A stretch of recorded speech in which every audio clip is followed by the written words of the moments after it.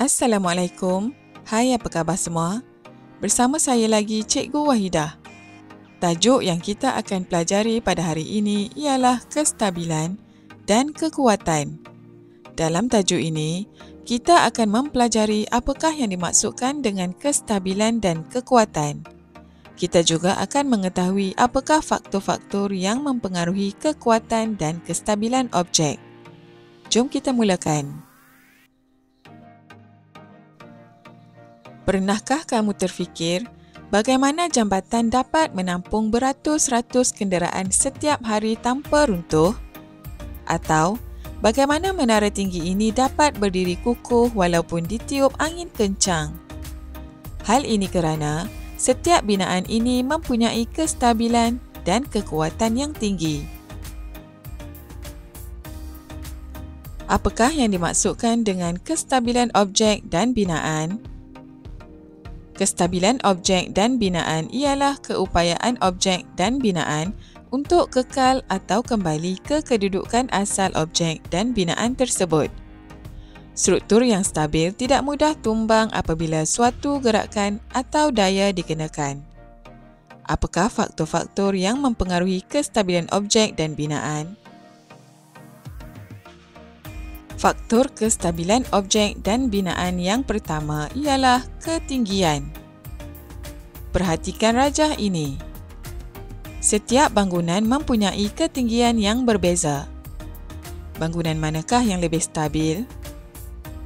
Ya, bangunan A adalah lebih stabil. Semakin berkurang ketinggian objek dan binaan, semakin bertambah kestabilan objek dan binaan. Tahukah kamu, pusat graviti ialah titik tengah pada ketinggian suatu objek. Semakin rendah pusat graviti, semakin stabil suatu objek tersebut. Lihat rajah ini pula. Terdapat 3 binaan yang sama tinggi tetapi luas tapak yang berbeza.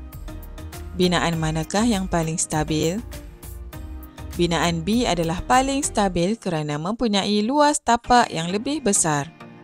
Faktor kestabilan yang kedua ialah luas tapak.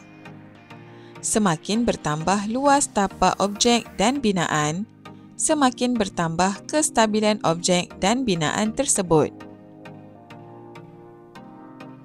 Mari kita lihat pula apakah itu kekuatan objek dan binaan. Kekuatan objek dan binaan ialah keupayaan objek dan binaan untuk menampung daya yang akan merosakkan atau menukarkan bentuk struktur objek dan binaan tersebut.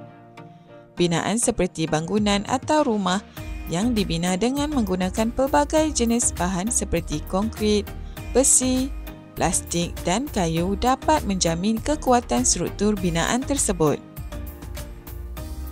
Apakah faktor yang mempengaruhi kekuatan objek dan binaan?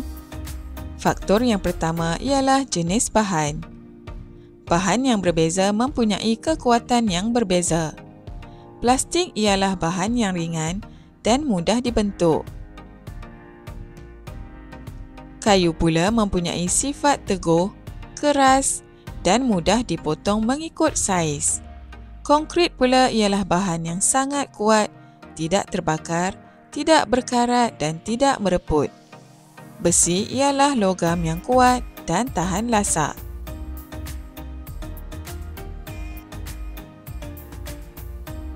Faktor kedua yang mempengaruhi kekuatan objek dan binaan ialah bentuk struktur.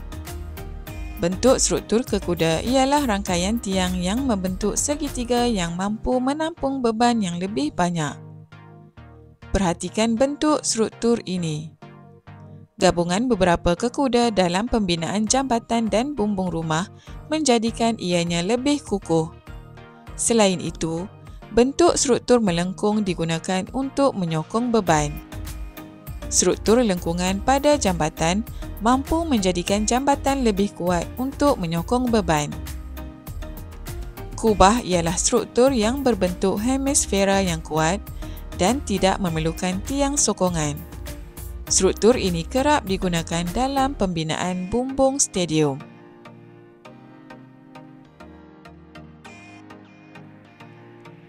Binaan yang stabil dan kuat dapat menjamin kehidupan yang lebih lestari. Antara kepentingannya ialah sesuatu binaan tidak mudah rosak. Yang kedua, binaan yang stabil dan kuat dapat menjimatkan kos baik pulih. Sesuatu binaan juga selamat digunakan. Dan yang terakhir, binaan yang stabil dan kuat dapat digunakan dalam tempoh yang lama.